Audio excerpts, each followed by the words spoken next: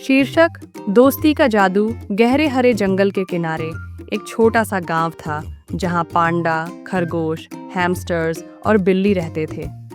ये चारों बहुत अच्छे दोस्त थे और हमेशा साथ खेलते थे।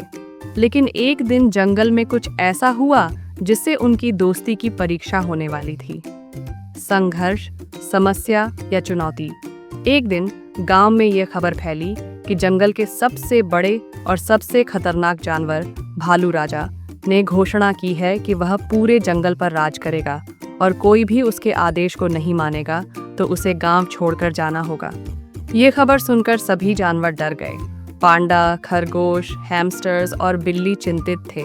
अगर भालू राजा का राज हुआ तो वे अपनी आज़ादी खो देंगे। वे इस समस्या का हल निकालने के लिए एक साथ बैठे और विचार करने लगे। अनोखा समाधान, अप्रत्याशित मदद या योजना। हैमस्टर्स, जो सबसे छोटे थे, ने कहा, हम भालू को सीधे हराने की कोशिश नहीं कर सकते, लेकिन अगर हम उसे यह दिखा दें कि जंगल में रहना उसकी उम्मीद से ज़्यादा मुश्किल है तो वह खुद ही भाग जाएगा।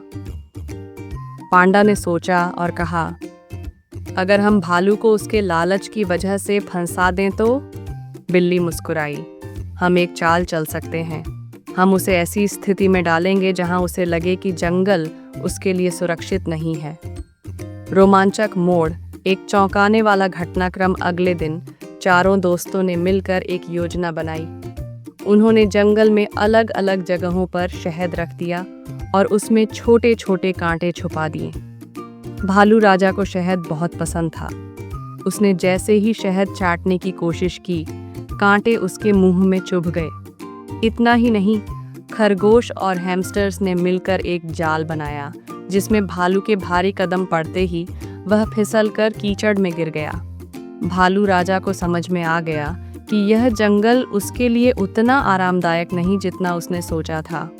नायक की बढ़त, चरित्र का विकास या सीखा गया सबक। भालू राजा ने हार मान ली और कहा, मैंने सोचा था कि मैं ताकत से राज कर सकता हूँ, लेकिन तुम लोगों की एकता और बुद्धिमानी के आगे मैं कुछ भी नहीं हूँ।